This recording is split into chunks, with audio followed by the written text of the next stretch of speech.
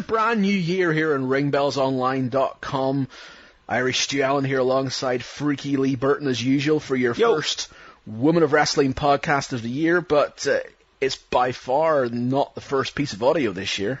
No, we've had a lot of different audio content over the last week or so. 2 new shows in My Name Is, and also the debuting Rush Hour podcast.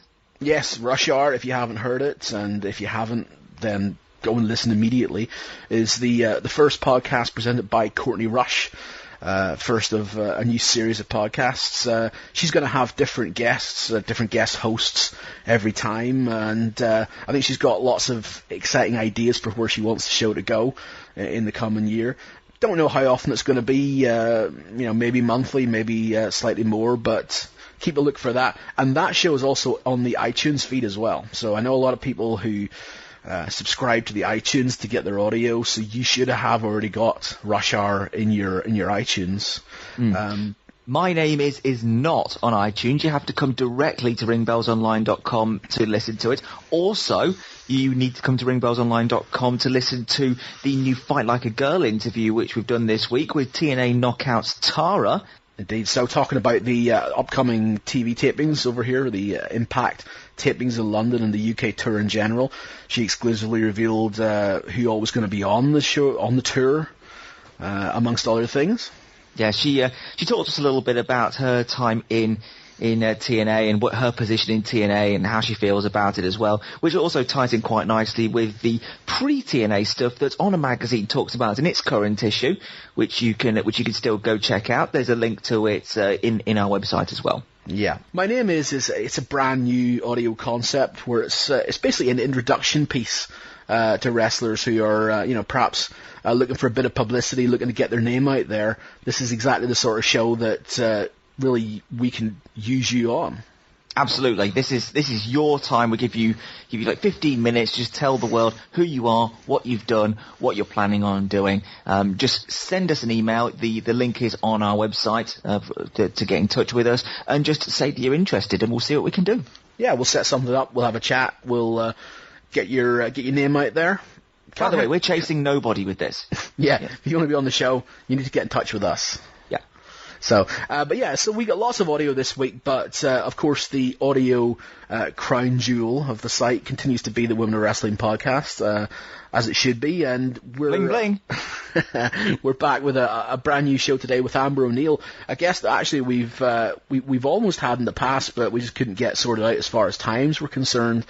But it's a long time we've been trying to get in touch with Amber, about 6 months. Isn't all that long, is it? Really? It's about 6 months. All right, well, episode 33, we've got Amber O'Neill here, and it's actually opportune timing because coming up the end of this month, she and her ArenaChicks project are going to be at the WrestleReunion in LA. They're going to have a new DVD out and so on as well. We'll talk to her all about that and explain what ArenaChicks is.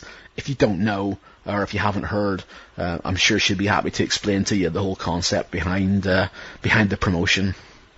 But, as we move into 2012, there's loads of stuff coming up. All the major promotions, they're all running big shows coming up in the next few months.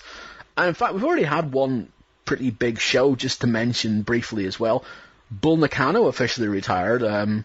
She's essentially been retired for quite a while due to injuries, but she came back to produce a show called Empress this past week. Very well-received show as well. Yeah, Bull Nakano, again, if you follow Joshi, you know her because she's a legend, both in the 80s and the 90s. If you just follow WWE, or WWF as it was, you still probably may know her if you were watching at the time because she's a former women's champion. Absolutely. Had a match that's just etched into my brain, her match against Lundra Blaze at SummerSlam 94, just utterly kick your face off beautiful. Oh, Nakano is, we're both massive fans of Nakano. You've had a chance to see Empress. I'm going to watch it very, very soon.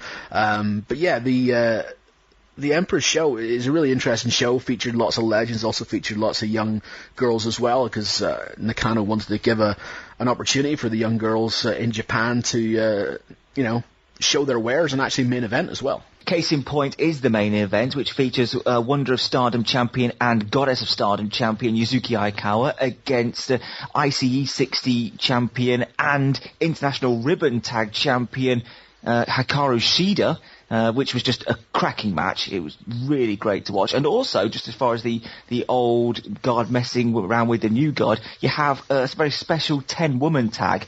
Oh, I love the concept of this. It's the concept being 50s and 40s and 30s and 20s and 10s. Meaning that on each side there was someone in their 50s, someone in their 40s, someone in their 30s, someone in their 20s, and someone in their teens. Well, sort of. Yeah, Cherry kind of counts as a teenager. She's forever 18, but on her side she represented the teens. But yeah, it's an amazing collection of talent, ranging from, you know, the classic days to the up-and-comers. I mean, the youngest person in the match being Ice Ribbon's Tsukushi. Yeah, she's only 14 years old, and she's great. Yes, she is. I'm not even going to say she's good for 14. She's just good. Yeah, that's the thing. So, you know, we've already had big news as far as women's wrestling is concerned in 2012. There's going to be a lot more going to be made in the next few months. We told you on the last podcast, got some big plans for 2012. You're already seeing some of them coming to fruition. We've got a lot more to plan, and hopefully we should have lots more audio for you in the next couple of months as well. Fingers crossed. Yes.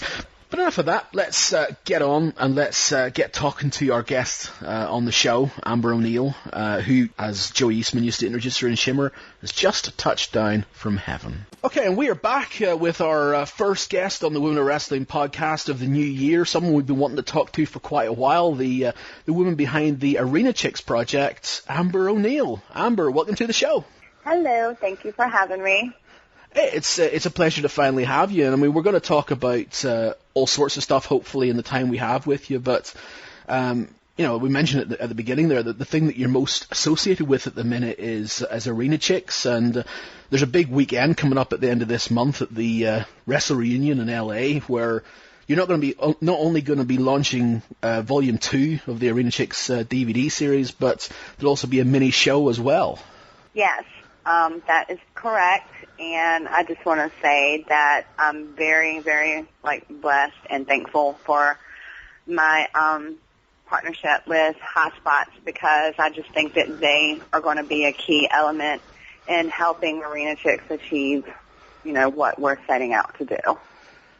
So we're really excited about it. It's going to be a big weekend for us.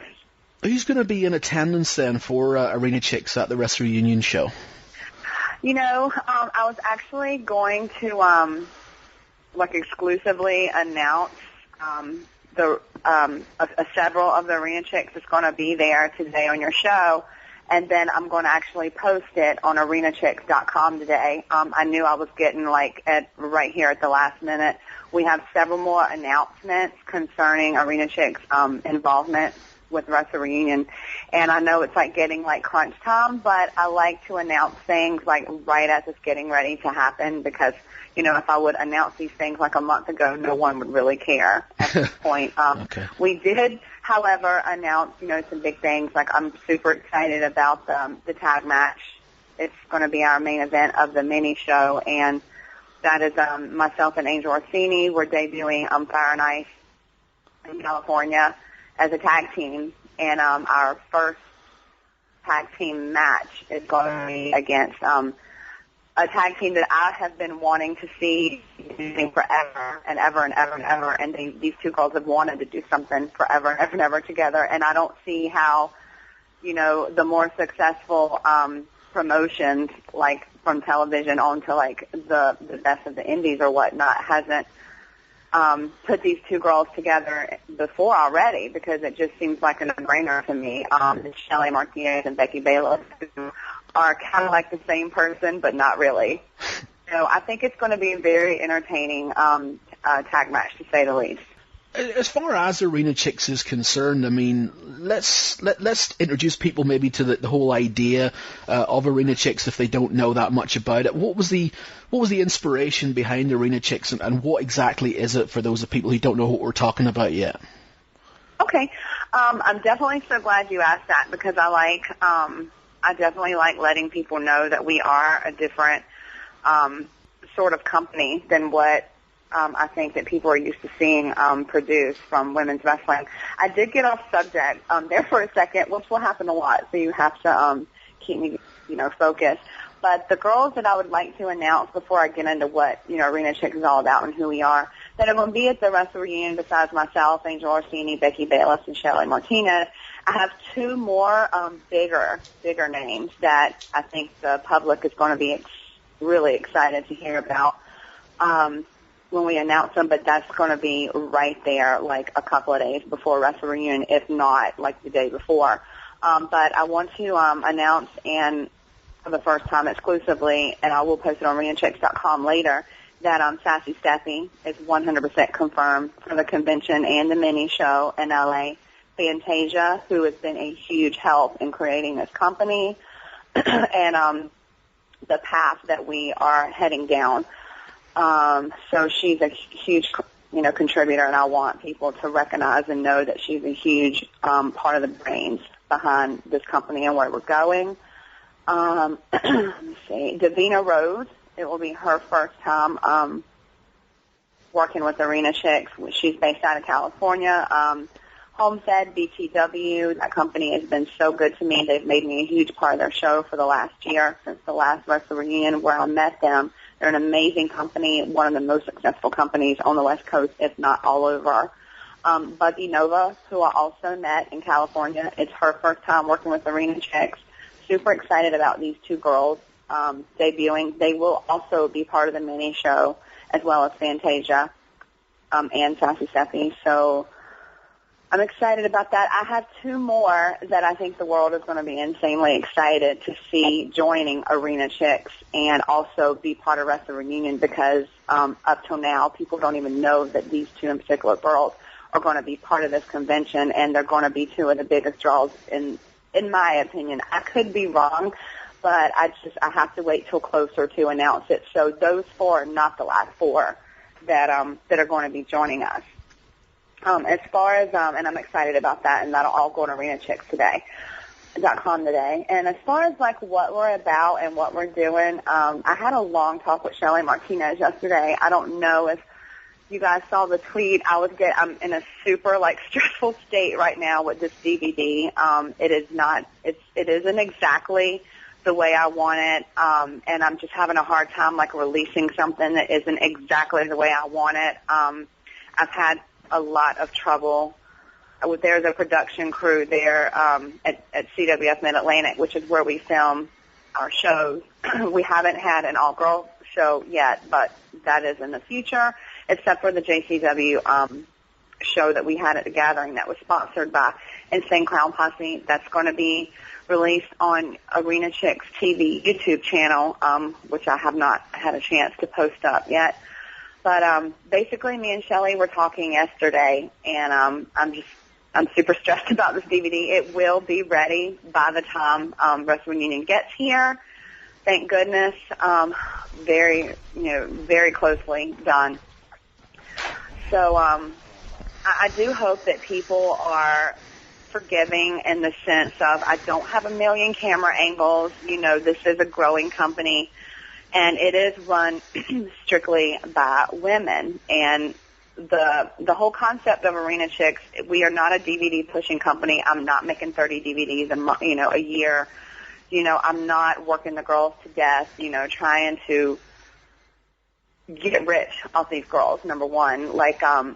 We work together, we all sit down, and we make sure, basically we're a group of girls who are entrepreneurs in the sense, and we all want to contribute to wrestling, and we all have different ideas in the way we want to do it. And these girls, Shelly Martinez being one of the main ones, Fantasia being one of the main ones. When I say main ones, I mean the girls that are going to be the core group of ArenaChicks. You will see these girls traveling together everywhere at all the WrestleReunion conventions. We'll be producing one DVD or two a year. We're going to be filming in LA the mini show. We're going to be doing a whole documentary behind the scenes of this group of girls, what a day in the life is, a whole week leading up before WrestleReunion, because that whole week's going to involve a lot of travel, a lot of shoots, a lot of planning. for everything that we're doing for the weekend. And, you know, I'm just really excited to be the company to bring that side of wrestling and give this group of girls called the ArenaChicks a voice and showing people what it's like for us to you make these dreams happen. We are also getting involved in charity work. Fantasia's helping us with that. We've decided just last week that $1. We haven't really decided like exactly what percentage of the proceeds are going to go from each DVD, but we have decided that a portion of the proceeds from all the ArenaChicks DVDs from now on are going to go to a charity, and each month each ArenaChick, a different ArenaChick, will choose a charity of her choice, and we're going to make a monthly donation from all the sales from ArenaChicks.com when the downloads go up, and all of the proceeds from the DVDs, pretty much everything sold on ArenaChicks.com, a portion of the proceeds are going to a different charity each month, and a different ArenaChick will pick a different charity from each month. It was really important for me and Amber Gertner to be in a charity-based company. I know I'm like stretching this out really long, and I apologize, but in a nutshell, this is just a group of women who all of us have our own view of what we want to bring to wrestling, and together we are going to bring this to wrestling, whether it be shows, whether it be conventions, whether it be touring, whether it be, you know, a view of us stepping off in the entertainment world. We're just a group of girls that are doing the damn thing, and we're doing it our way, and we're excited about it, and people can look for us to be all over. We will be in Miami as well at that WrestleReunion. We're going to be in Toronto at that WrestleReunion. We have partnered up with VOC Nation on many projects. They're going to also be broadcasting the mini show live from WrestleReunion, and they also will be broadcasting from the ArenaChicks table. And we will also be having an ArenaChicks after party at the WrestleReunion convention Friday night after the Dragon Gate show. And we'll be announcing more details on that on the website the closer we get. So it's just little projects like that we're involving ourselves in, that, you know, to separate ourselves from what's already been done, what's going on now. Because we did want to be different, and we just want to let people know that it's a very girl power-oriented company. And I think that raises a lot of eyebrows, considering that our DVD produces a lot of mixed tags. And I just think that I also want to make sure that people understand we're bringing entertainment value to the DVD. And I love using, you know, the CWF talent, you know, to our advantage, because these guys are incredible. And it all shows like just how diverse women's wrestlers are. We don't have to be wrestling women in this in particular company just because it's called ArenaChicks.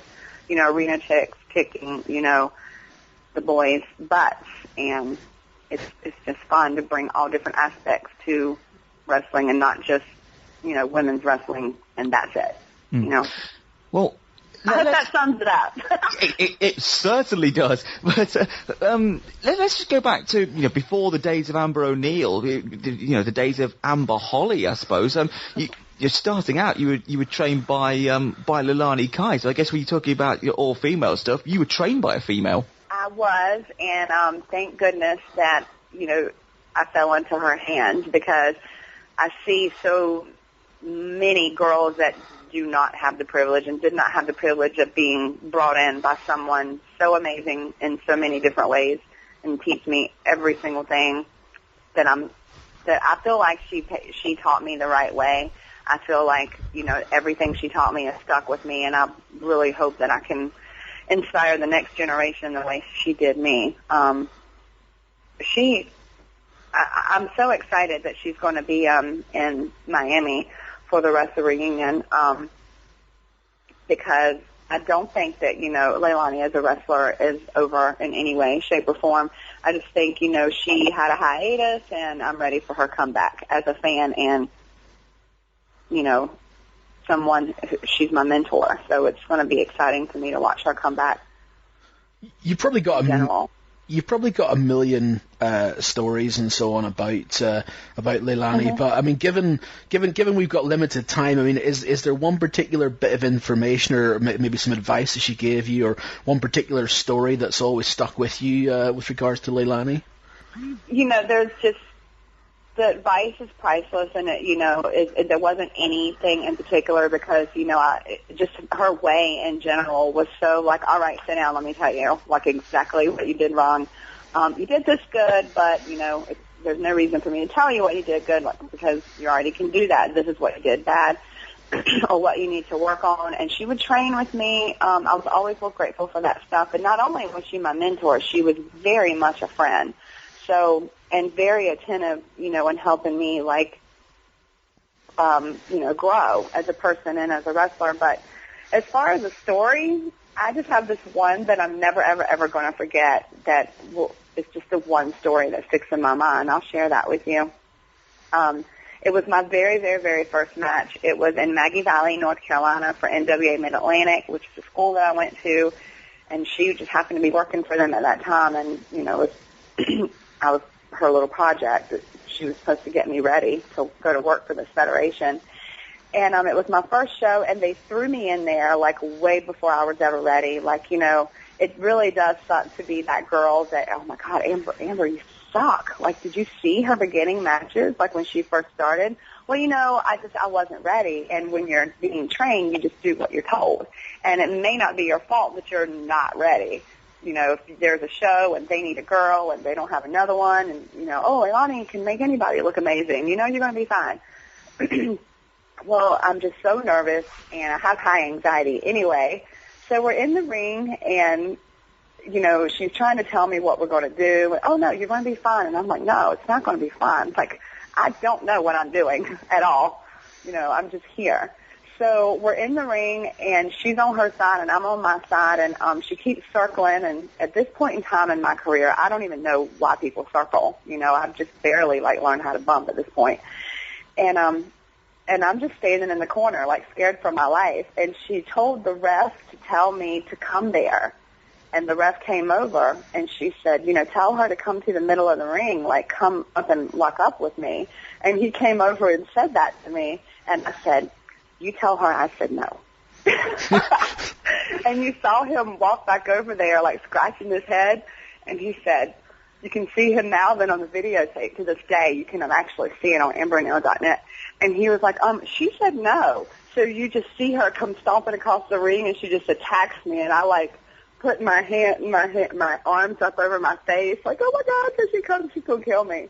But that was just one of my things I'm never going to forget, because she thought that was so funny. She was like, how are you going to tell them that you're not going to come over there? She's like, you have to come to the middle of the ring.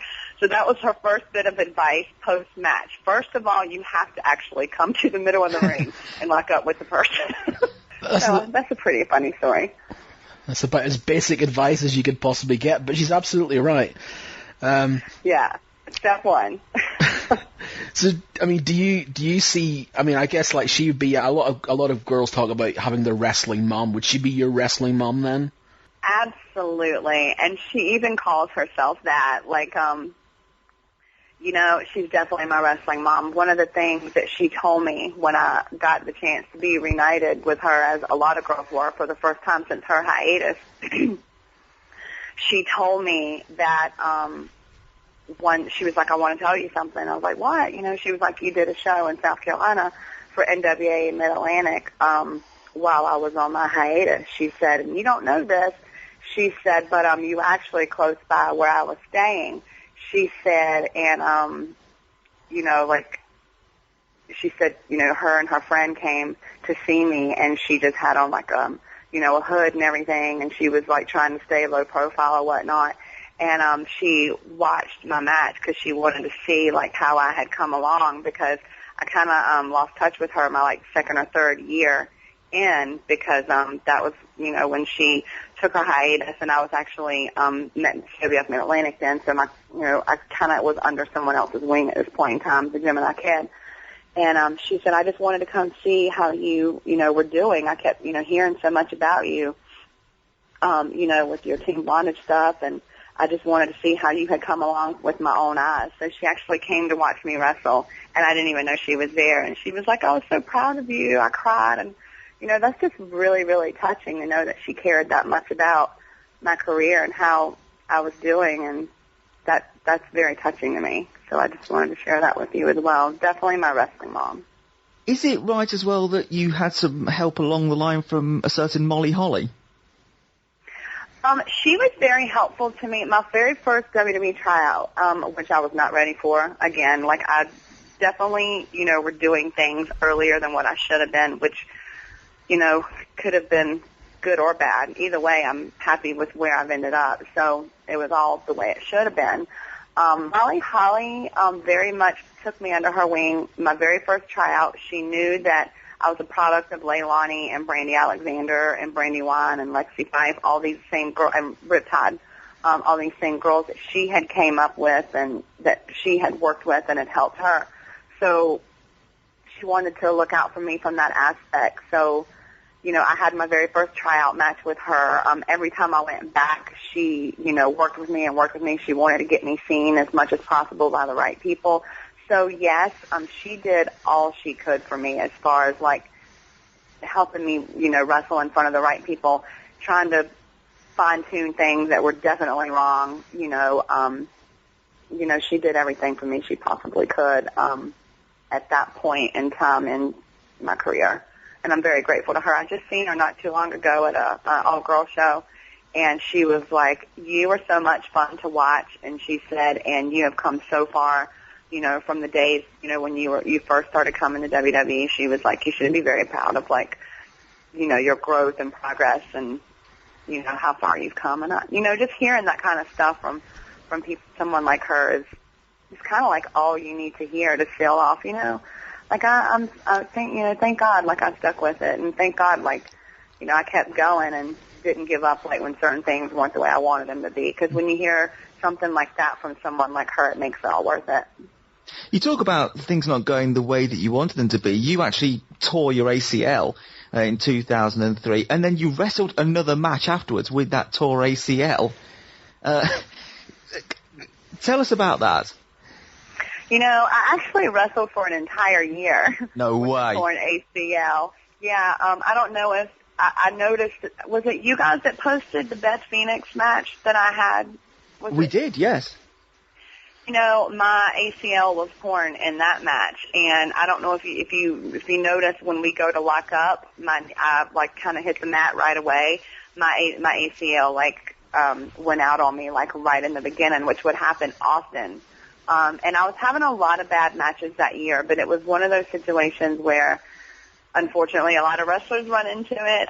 You know, you kind of need the money, and you know that if you take surgery, it's going to be time off, and you don't want to face that. And it was a time in my career where I was getting a lot of indie bookings. I was up and coming, and I just didn't want to take any time off because I was so scared that if I did, you know, I might not be able to come back. And finally, everything. You know, all that time wrestling with that torn ACL, like, shredded my meniscus and my patella tendon as well. So then I had to have a total knee reconstruction. So it wasn't the smartest thing I could have done, but I definitely did wrestle for an entire year with a torn ACL. And it resulted in me having, like, a lot of bad matches, including a good portion of the tryout matches that I had in WWE, unfortunately. When you eventually got your surgery, it ended up keeping you out for about a year, and then when you came back with your current name. I understand that was because you changed it out of respect for Molly Holly. Is that right?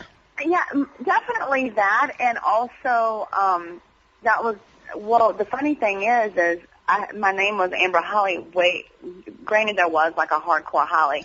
But the name Amber Holly came about when me and my best friend, her name was Holly, were bartending at the same bar. At this point in time, I was the wrestler, Amber, and her name was Holly, and we were like a tag team bartending gimmick kind of at this bar in where we were living.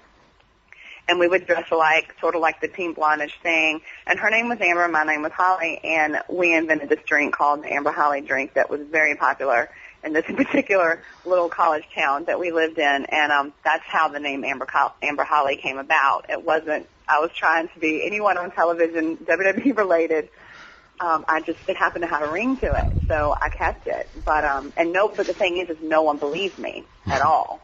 Like, they all thought that I was trying to, like, work my way into the Holly family. But so that was another reason that I changed it. And then meeting her, and, trying to get your own, like, niche in wrestling, and then telling Molly Holly, your name is Amber Holly, it's like, what? So with all that, like, ringing bells in my head, I was like, it's time to definitely go with a different name. And then Amber O'Neal just surfaced from, I was part of this dirt bike little group wrestling called the High Riders, and the one dude had pants that said Yamaha, the other dude had pants that said No Fear, and then my pants said O'Neal. So how random for me to come up with this name.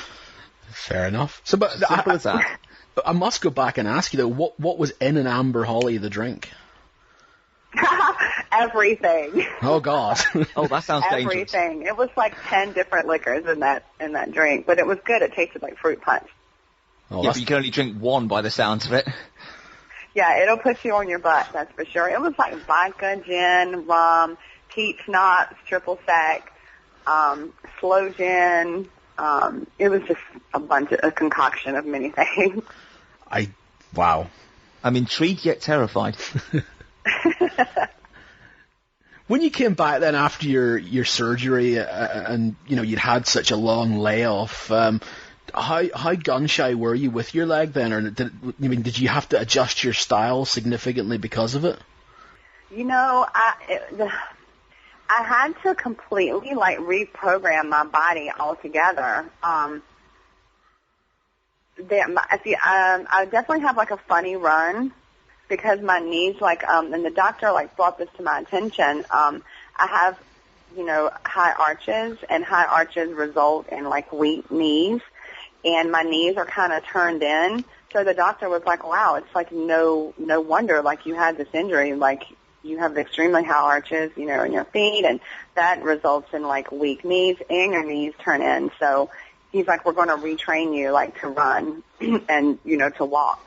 So my knees don't turn in as much. So, yeah, there was, like, so much rehab and so many, like, strengthening exercises that by the time I came back, I was like, I'm so ready for this. And people kept saying, you're so much more aggressive than you were before. And I was like, well, I didn't work this hard to come back and not do anything. So I think I had a little bit more confidence because I had just worked super hard. So I felt, ready. I was more than ready to come back. Is that where Team Blondage then comes in as well? Because you would have hooked up with Krissy Vaine around that time as well. Is that right? That's true. What was going on there was Krissy Vaine and Jenny Taylor were the two girls that had come to CWF Mid-Atlantic Dojo while I was out with my knee surgery. So I was gone, and, they still wanted the women's division to keep doing its thing. So that's when they, brought in Krissy and Jenny, and then they were, doing their thing, and they were doing really well, and I knew that people were going to like them. I knew that they were going to be instantly successful because they were super good looking and they were super athletic, and I knew they had what it took. So I wanted to take them under my wing, and I went to all those shows, and I watched them the whole time that I was out, and me and Krissy had a lot of chemistry. Like, there is a real sisterly connection with us. And I think that it comes through when you see us perform together. We wrestled each other forever, it seemed like. And, we were the only two, Jenny, but Jenny wasn't wrestling as much as we were. And we just were so sick of wrestling each other because we were like, if we keep wrestling each other and people will put us against each other forever because we are the only two girls here, like, we're never going to learn how to work anyone else. And I'm still trying to grow and, get my name out there still, as a comeback. And I came up with this idea, and our first Team Blondage match, you can see on amberknows.net, is against Jenny Taylor and Desire from TNA, Sonny Siaki's ex-wife. And TNA had just surfaced, and that was a really fun night for us. And it was our first time we had ever had an opportunity to tag together. We're like, finally we don't have to work each other again.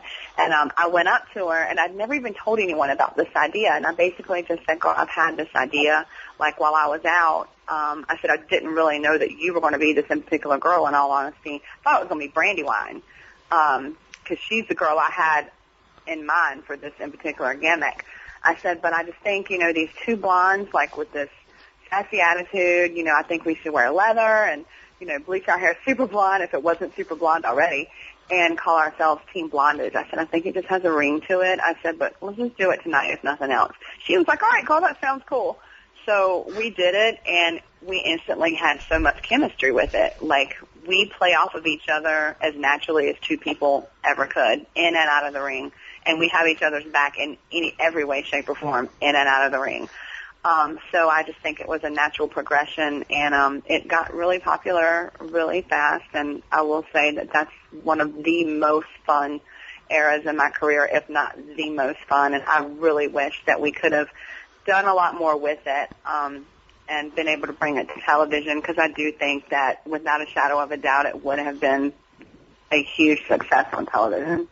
Well, you did do a little bit of television, because you were featured during Awesome Kong's $25,000 challenge back on TNA.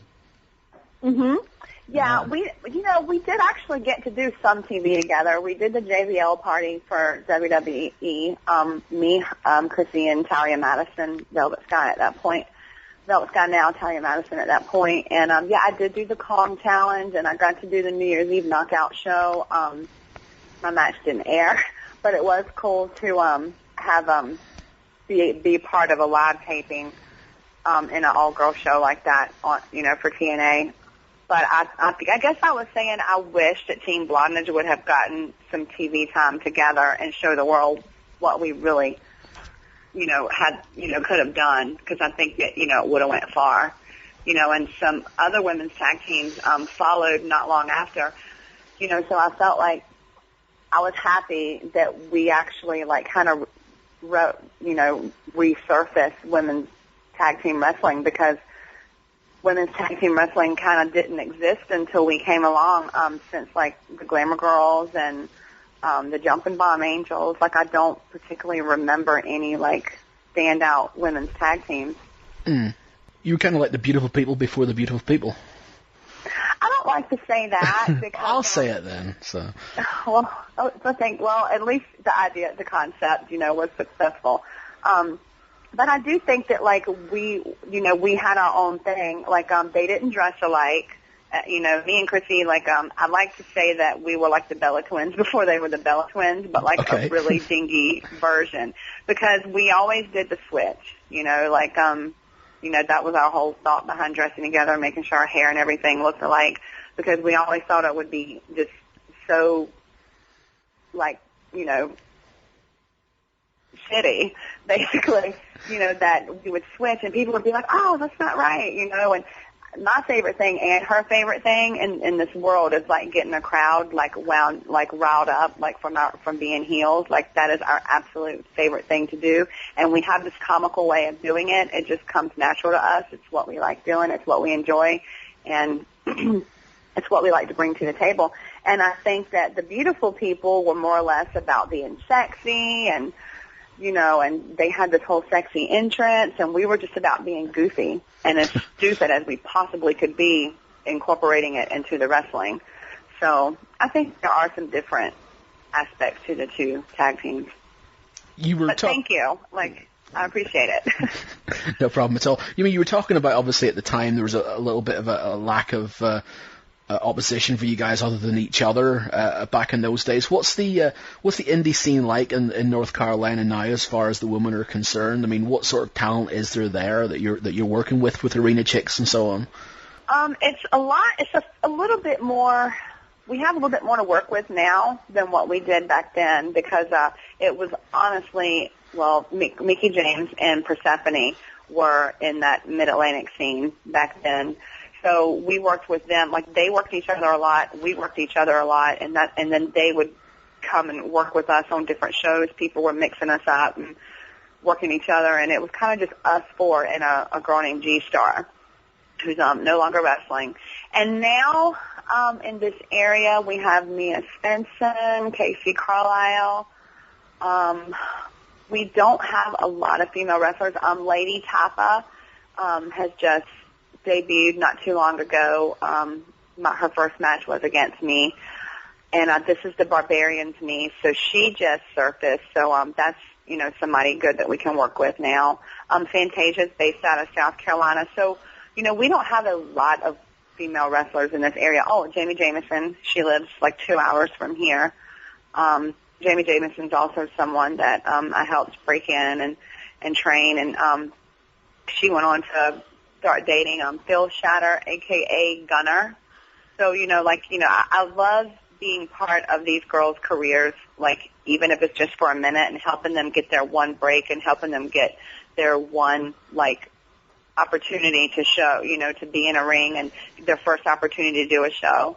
So I'm just so happy that I could help them in any way. But we are definitely limited here in the Mid-Atlantic area, which is why I'm bringing in girls like Sarah Del Rey and Mia Yim. Oh, Mia Yim's in Virginia, thank goodness, because she is a huge asset to ArenaChicks, and she just debuted this past taping that we had. Absolutely. But it's a lot more than it was. Well, let's mention Shimmer for a second as well, because you were on Volume 1. Team Blondage was there, and you were there for a number of years. Tell us a bit about your time in Shimmer, and you being there in the very sort of embryonic phases to what it's now become. I am so honored and so blessed and so grateful to have been part of that project in general. I think it was the company that really kicked up women's wrestling to the level that it's at now. I think that they are solely responsible for grabbing that women's wrestling audience and giving the girls that, have not had a lot of TV time, not had, a lot of traveling experience. I think Shimmer, thank God for them for bringing that. I do recognize them as the number one women's wrestling company out there, hands down, for many reasons. And I remember the very first taping, and, I just knew it was part of something big, and I was just really happy to be part of it. I do miss how it's a very much of an international product now, and I think that they just knocked it out of the ballpark in cornering that market and being like, hey, we are the Tough Girl Fed, the best in not just, here in the United States, but the best in the entire world will come here and they will perform for this audience in this town. And they have a really good thing going, and their DVDs are hugely successful. And it's really been interesting to watch it change so much. I do miss, that core group, however, that, got the company started. But some of those girls are still there. Mercedes is still there, Allison's still there, Sarah's still there, Mischief's still there, and Melissa, the core group is definitely still there. You had some matches when you were there, actually, with some pretty high-end talent as well. I mean, a couple of them you just mentioned, like Mischief and Mercedes, and Wesna as well was another one you had a match with. Would those be some of the best matches as far as an in-ring perspective of your career? Absolutely, and that's another reason I'm grateful for them, because those girls, I would have never gotten a chance to wrestle if this company would not have started this promotion and gave all these girls these opportunities to work these different girls that they would have never had the opportunity to work. And that's a really big thing, because that's how you know whether or not you're good is when you get thrown in there with someone that's completely different in styles. And it's got to be the match of your life every day at a Shimmer show. There is no room for error. All the top, wrestling sites, all the biggest wrestling fans, TNA was looking at, looks at their stuff, to scout girls. So it was like the match of your life every single day. And they filmed 2 or 3 of those, in a week, a day, 2 days in a row, back to back. They're very, very stressful days. But it's all worth it at the end. At the end of that day, you walk away from it saying, oh, my God, I really feel like that I belong here, and I feel like I proved myself. I feel like these people maybe finally will accept that, Amber does belong in Shimmer, because I think there was this controversy at first. Team Blondage, the anti-Shimmer. And I'm just like, what? Like, you know, we actually can wrestle. The thing is like we like being comedy wrestlers. We like to entertain. I like to make people laugh. I like to make people boo. It's my personal preference.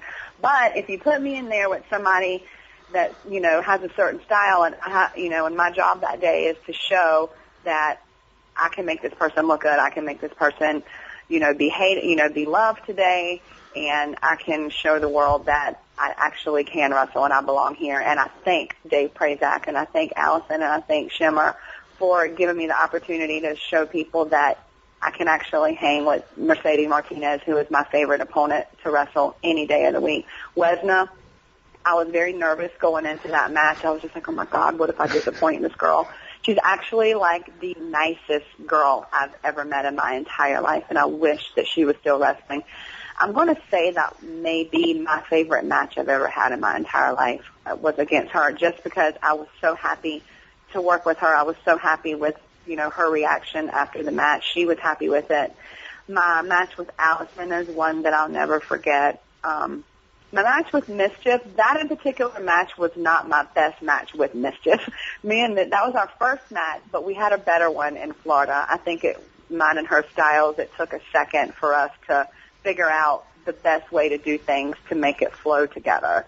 But I love the mix-up of styles, and I love when two people with two totally different styles can go in there and put on a match, but at the same time showcase this person's character and showcase this person's character and make it work. And put together an amazing, entertaining story with good wrestling. And Shimmer gave me the opportunity to do that with those girls. At this moment, I must say thank you very much for showing me the Amber Alert in Shimmer as well. That backslide that you've got with the bridge is just the best backslide I've ever seen. Well, thank you. Thank you so much. And the funny thing is, I actually thought I invented that. And then I found out later that there's a lady in Japan who's been doing it for a long time. But I was practicing with Krissy for, nonetheless, doing backslides. And we were just practicing it one day, and I just happened to, be stacked, because they teach you, to stack yourself up so high so the pin looks, like they can't get out. Well, I just happened to be a little stacked up too high and started flipping over. And the guy that was working with us that day said, that actually looks cool. Can you do that anytime you want to?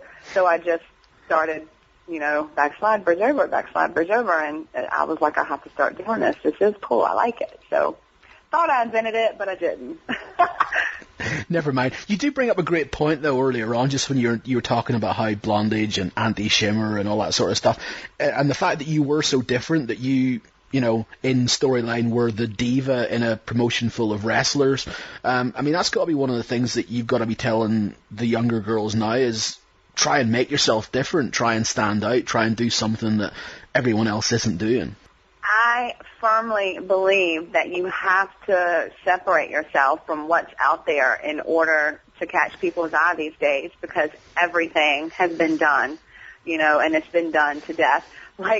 I went to extreme measures I feel like bouncing my butt off people's faces was just as extreme as I could get. And lo and behold, it's being done now on TNA and WWE. I'm flattered, but at the same sense, I don't think these girls were like, oh, I'm stealing her move. What I think has happened there basically is there are people in both companies that know that I do this move, and I think that both of these, from what I understand, Mrs. Tessmacher has been told, your butt is your gimmick.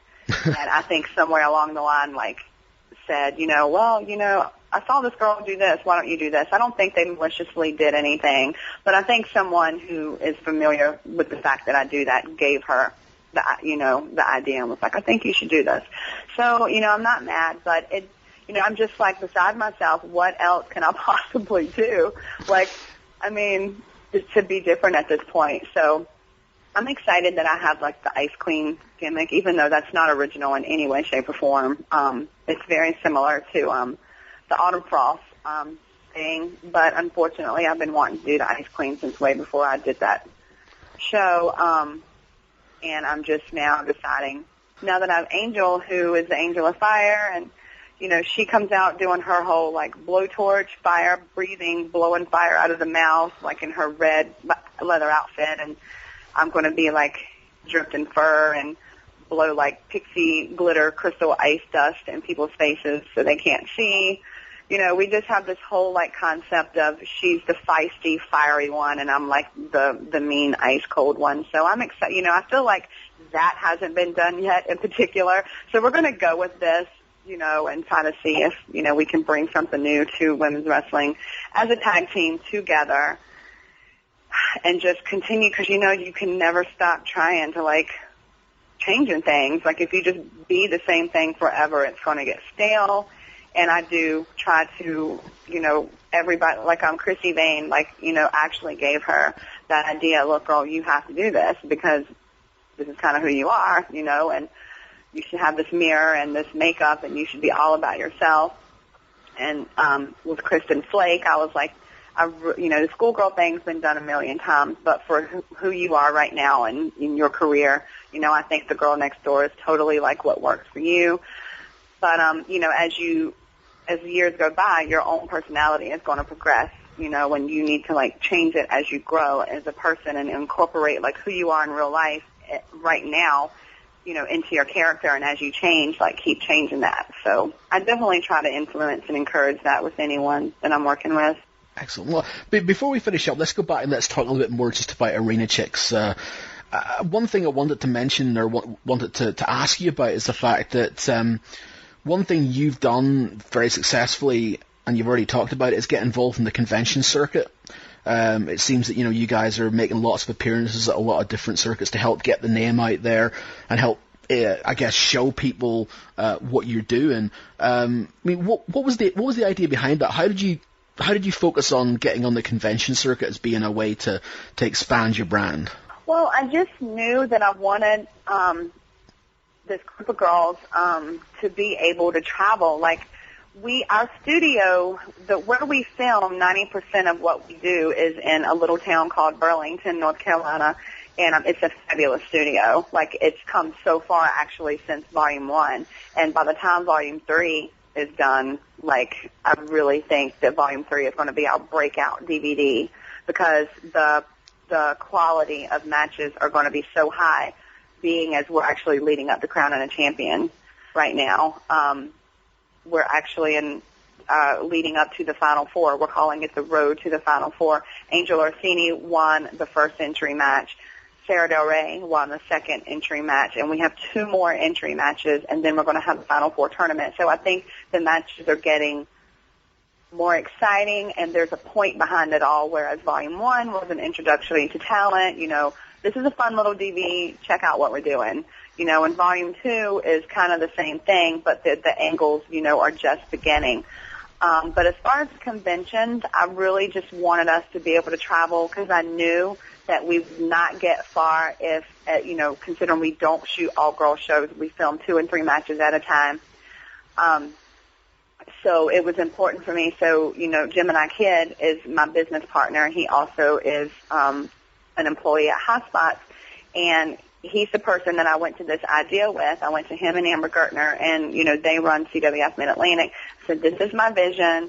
I don't want to be another just women's wrestling, like, federation. Like, I want to be, like, a promotion, like an all-girl promotion, you know, and it just be this girl power group, and, you know, and I want help with this. And he said, you know, well, you can shoot your stuff at this building, you know, and, you know, I like what you got going. And then, you know, once we got the Volume 1 done, he was like, you know, I think it would be a good idea if we could get on these conventions. Are you interested? Do you think the girls would want to do this? And I was like, absolutely. And he said, well, you know, the first one will be the WrestleReunion in LA. He was like, but you have to bring something to the table, because you're in a room full of legends, so you can't just say, hey, I'm Amber O'Neil and these are my friends and this is what we're doing. He said, you know, so why don't you start releasing your DVDs at these conventions, and that be, wow, your sole purpose for being at these conventions. So you can guarantee the one deal we've made is that every WrestleReunion we are going to, well, at least in LA. I can't promise every single WrestleReunion, but at least every WrestleReunion in LA, which is every single year thing, like from now till forever, ArenaChicks will release a DVD. So we know we're going to at least do one DVD a year. When we go to WrestleReunion in Miami, we're going to release the ArenaChicks Go to Hollywood, and that's going to be the mini show and the documentary behind the scenes and the after party footage. It's going to be this whole like box set of ArenaChicks Go to Hollywood and a lot of different facets of us being there, including the live show. So I love that our contribution to WrestleReunion will always mean that ArenaChicks is bringing a new product to this convention, and the conventions allow us to, tour it. Like it allows us to promote it. Like, hey, we're here, we're promoting this DVD. These girls are on this DVD, and we're here to do photo ops. And, every convention we're getting more and more involved. We're trying to schedule something for the NWA Legends convention now. So I just think that's a huge part of the promotion process. And I'm so grateful for High Spots and for Jeff for having this idea. So our concept for the conventions is we're always going to be promoting our latest product, and at least once a year, or hopefully twice a year, be debuting like a release at these conventions. So we'll have a purpose other than just, we're here. What sort of reaction do you get from the fans then? I mean, are you pleased with sort of the reception you've gotten so far? I am. Sometimes I feel like, we're still, not as recognized as I would like us to be. But then, I do realize in the same sense, well, I don't have 100 DVDs, out there for people to buy. But at the same time, I do feel like that I am doing my part in making it possible for us to travel and promote. And I just think that's such a key element in getting it out there. I can tell, however, that we've come so far since our very first one last year at WrestleReunion, because, other than Shelly Martinez and Becky and Winter, who were our stars at the ArenaChicks table last year, a lot of the girls weren't as recognized, and no one knew what ArenaChicks was. Then I remember when we went back for the BTW, it was a big convention out there in California. Myself, Sarah Del Rey, and Steffi were the three girls promoting ArenaChicks that in particular time. And it was a lot more recognized. Like people knew the name and knew like who ArenaChicks was, or they just knew. They just kept hearing this, ArenaChicks. Oh yeah, I've read about you guys. And then the Philly conventions, oh my goodness, what are they called? WrestleFest. We're very recognized at those conventions because the girls are local, and I think Philadelphia is a good city for women's wrestling. So we'll try to always be at the WrestleFest too. And just as a final point then, I mean, if Volume 2 is all ready to go for the LA convention, have you got any information you give us as to what's going to be actually on the DVD? What can people expect on Volume 2? Yes, and thank you for asking that, by the way.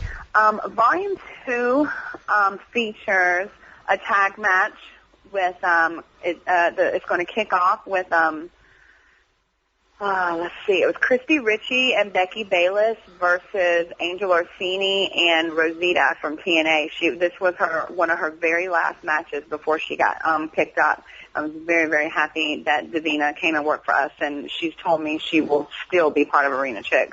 She's just very busy right now with TNA and everything. And then we have our very first international challenge. ArenaChicks has started an international challenge on every DVD. So every DVD will feature an international challenge. And this in particular one, it was Mia Svensson from Sweden versus Kelly Skater from Australia.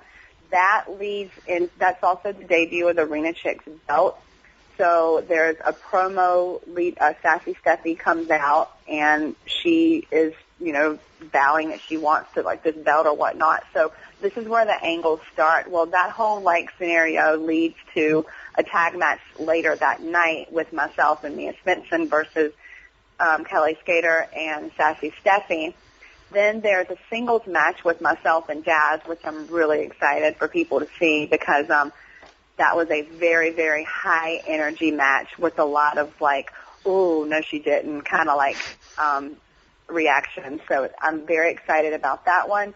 Then we have a 4-way elimination match featuring Angel Orsini, Simply Divine, Veda Scott, oh my goodness, who was that fourth girl? And Jana White.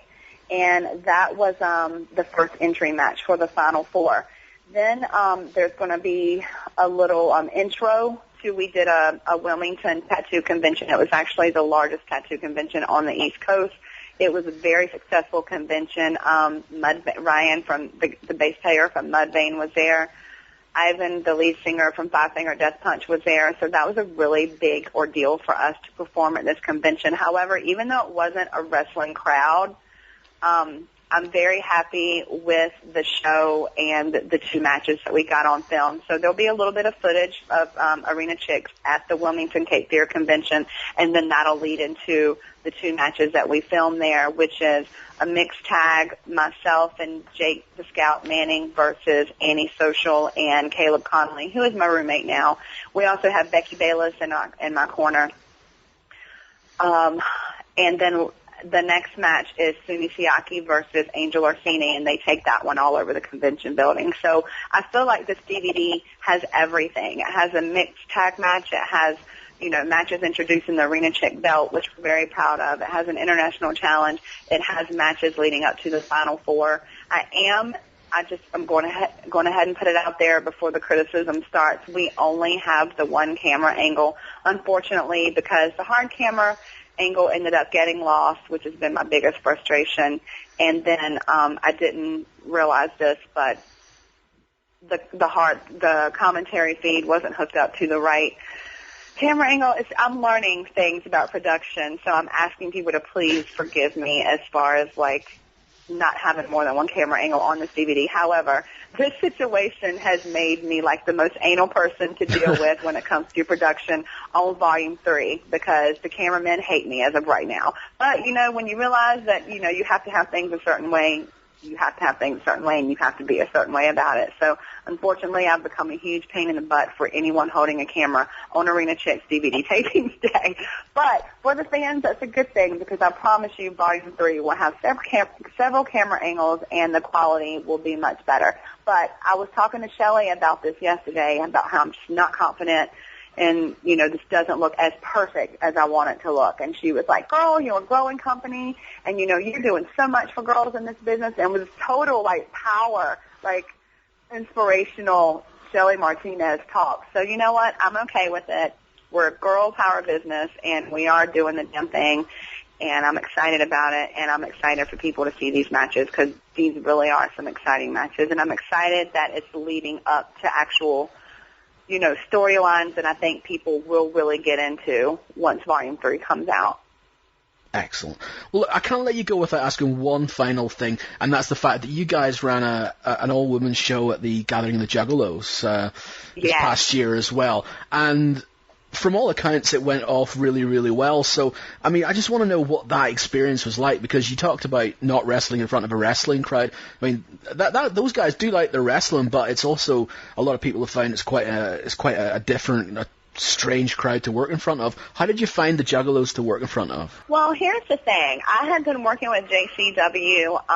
This is one of the proudest moments in my whole entire career, actually, and I don't care who thinks that, what anyone thinks of it. Violent J, the brains behind JCW and the brains behind, I think the whole Juggalo product, Insane Clown Posse product, came to me, and he said, I'm just really impressed with you as a women's wrestler. He said, I'm just really impressed with this company and your vision, because I saw him last year at the WrestleReunion. Their vendor was beside mine, and I just spent a lot of time talking to him. I had worked with them at Juggalos gatherings before, but, I'd actually never had, a conversation with him, and he's very intelligent, and he's very smart. He knows exactly where he wants his wrestling company to go, and he knows exactly what he needs to do to get it there.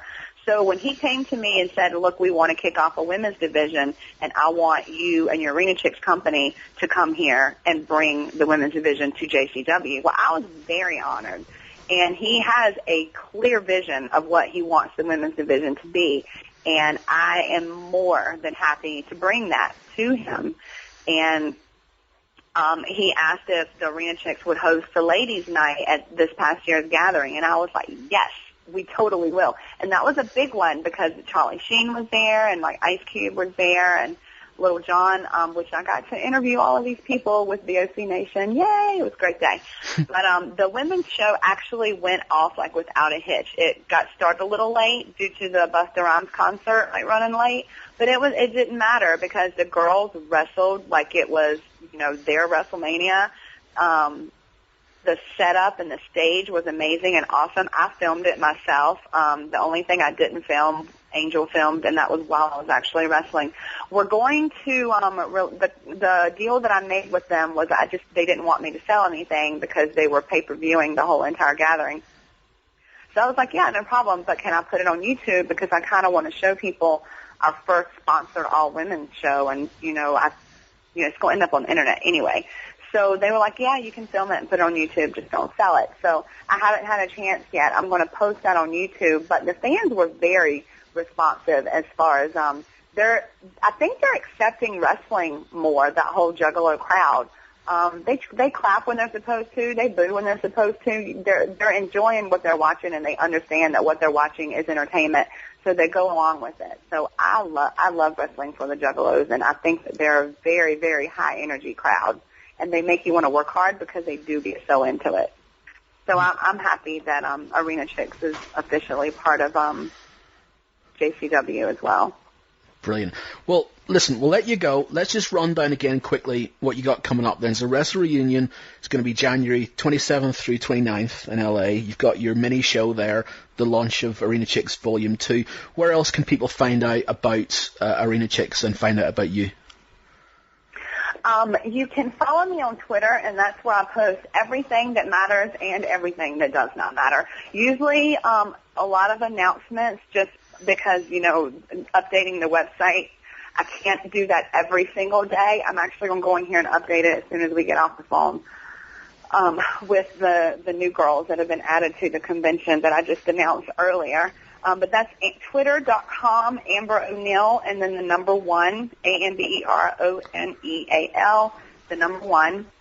And that is where every single thing that involves ArenaChicks and myself is posted. You can also visit ArenaChicks.com, and we're going to have a lot of announcements that are going to be posted right before WrestleReunion concerning our involvement with WrestleReunion and our 2 other ArenaChicks convention editions for ArenaChicks. And we do have a Facebook. It's facebook.com/ArenaChicks, but, we have the 5,000 friends, so I don't really go to that one as much unless we're posting like a blog update, but we do have a Facebook if you're not into Twitter. But I suggest hopping on the Twitter train. Excellent. Amber, thank you so much. I think we've probably gone over the time that you were hoping, but thanks so much for spending so much time with us. Thanks for giving us a little bit of insight.